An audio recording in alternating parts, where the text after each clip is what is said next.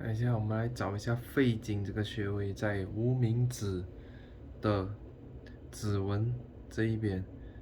然后我们可以去刮哈，无名指的指纹这一边，然后它主要的治疗呢就是咳嗽、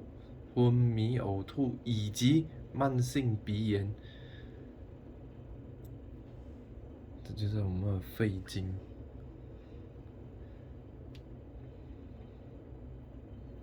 肺经按下去呢，感觉上有结节，哇，然后会咯咯咯咯咯咯咯咯咯咯咯。